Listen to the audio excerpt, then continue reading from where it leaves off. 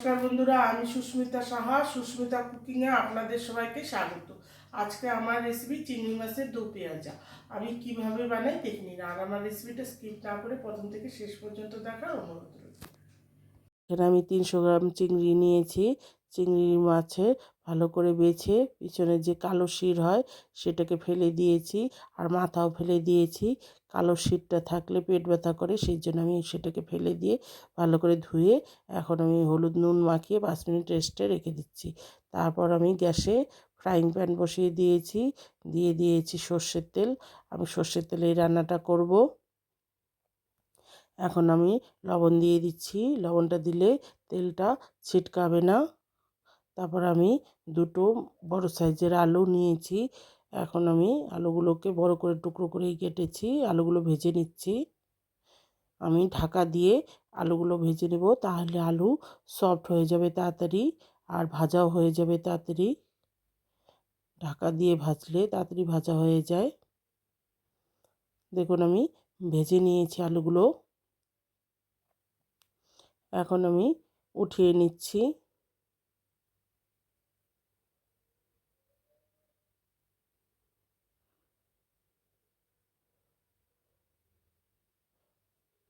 তারপর ওই তেলের মধ্যে আমি দুটো পেঁয়াজ 4 টুকরা করে এভাবে খোলাগুলো ছাড়িয়ে নিয়েছি। আর পেঁয়াজগুলো বেশি ভাজবো না, একটু সাঁতলিয়ে নিচ্ছি। পেঁয়াজের থেকে কাঁচা গন্ধটা চলে গেলেই আমি উঠিয়ে নিচ্ছি।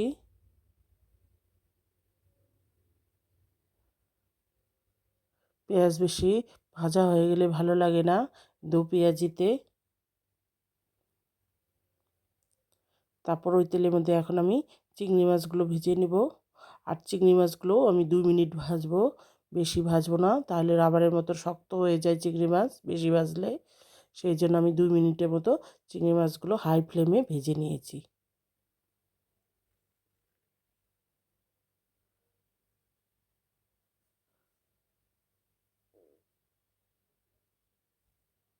তারপর আবারও আমি 2 টেবিল চামচ তেল দিয়ে দিয়েছি।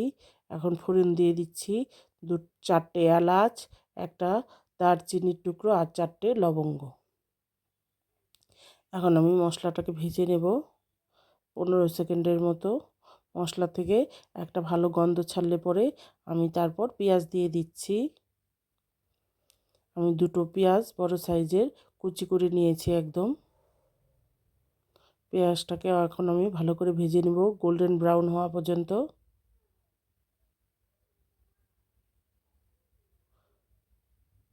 পেঁয়াজটা আমার ভাজা হয়ে গেছে। এখন মশলা তৈরি করে রেখেছিলাম একটা, সেটাকে দিয়ে দিচ্ছি। আমি এইখানে টমেটো, কাঁচা লঙ্কা, আদা আর রসুন একসঙ্গে পেস্ট করে নিয়েছি। আমার এখানে আছে একটা বড় সাইজের টমেটো, দুটো কাঁচা লঙ্কা, 6টা কোয়া রসুন, আর 1 ইঞ্চি আদা। সব কিছুকে একসঙ্গে আমি পেস্ট করে নিয়েছি। এখন মশলাটাকে আমি ভেজে নিচ্ছি। টমেটো, আদা, কাঁচা লঙ্কা আর রসুনের কাঁচা গন্ধটা চলে গেলে তারপর আমি গুঁড়ো মশলা ব্যবহার করব। মশলাটা ভেজে নিয়েছি। সামান্য একটু মিক্সিং জার ধুয়ে জল দিয়ে দিচ্ছি, মশলাটা যাতে পুড়ে না যায় সেই জন্য। এখন গুঁড়ো মশলা দিয়ে দিচ্ছি। 1 চামচ হলুদের গুঁড়ো, 1 চামচ ধনে গুঁড়ো, 1 চামচ জিরের গুঁড়ো, আর 1 চামচ কাশ্মীরি লঙ্কার গুঁড়ো। আমি এখানে আর ঝাল লঙ্কার গুঁড়ো ব্যবহার করব না, আপনারা চাইলে ব্যবহার করতে পারেন। আর দিয়ে দিচ্ছি স্বাদ মতো লবণ। এখন মশলাগুলোকে আমি 6-7 মিনিট ভালো করে কষিয়ে নেব।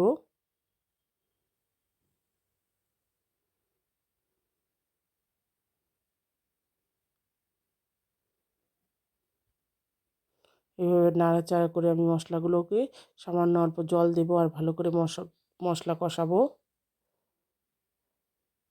মশলাটা যত কষবেন তত খেতে স্বাদ লাগে।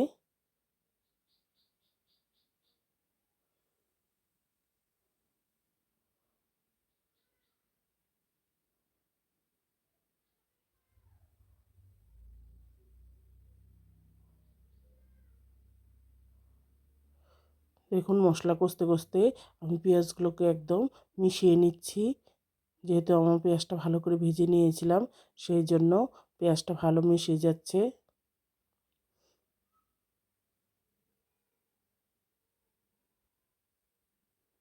এইভাবে আমি মশলা কষাবো আর জল দেবো অল্প অল্প করে। জল দিয়ে দিয়ে মশলা কষালে মশলাটা পুড়ে যাবে না আর মশলাটাও ভালো কষে যাবে।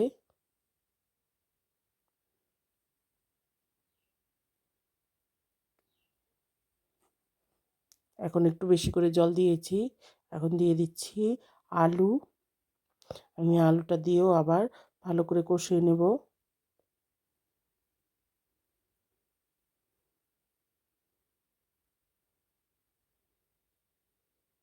আর গ্যাসের ফ্লেমটাও আমার মিডিয়ামেই থাকবে।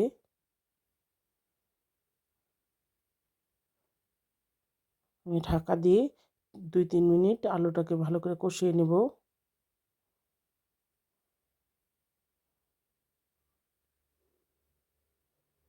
আমার আলুটা কষে গিয়েছে, মশলা থেকে তেল ছেড়ে দিয়েছে। এখন আমি দিয়ে দিচ্ছি চিংড়ি মাছ আর দো পেঁয়াজ আর পেঁয়াজ। এখন আর বেশিক্ষণ নাড়াচাড়া করব না, তাহলে পেঁয়াজগুলো ভেঙে যাবে, গলে যাবে। এখন আমি একটু মিশিয়েই জল দিয়ে দিচ্ছি। আমি এখানে 1 গ্লাস পরিমাণে জল দিয়েছি, আপনারা ঝোলটা বুঝে দেবেন। তারপর দিচ্ছি 2টো চেরা কাঁচা লঙ্কা আর দিচ্ছি ধনেপাতা কুচি। এখন আমি গ্যাসের ফ্লেমটা হাই করে দিয়ে 2 মিনিট ফুটিয়ে নেব।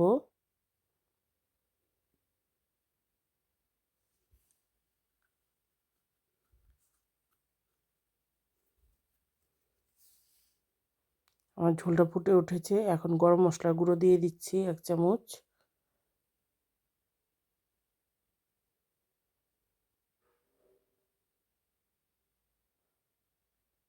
এই সময় লবণটা চেক করে নিতে পারবেন।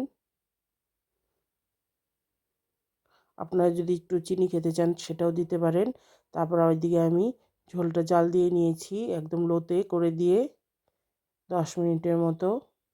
আমার সব কিছু ভালো সেদ্ধ হয়ে গেছে, আলু ভালো সফট হয়ে গেছে একদম। এখন আমি গ্যাসটা বাড়িয়ে দিয়ে আর একটু ঝোলটা শুকিয়ে নেব।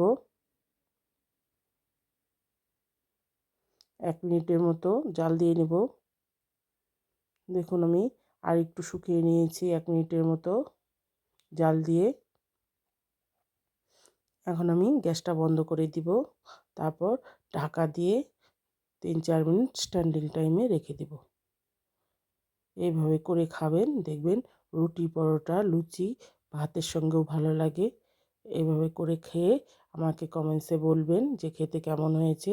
আর আমার রেসিপিটা যদি ভালো লাগে প্লিজ লাইক করবেন, শেয়ার করবেন বন্ধুদের সঙ্গে।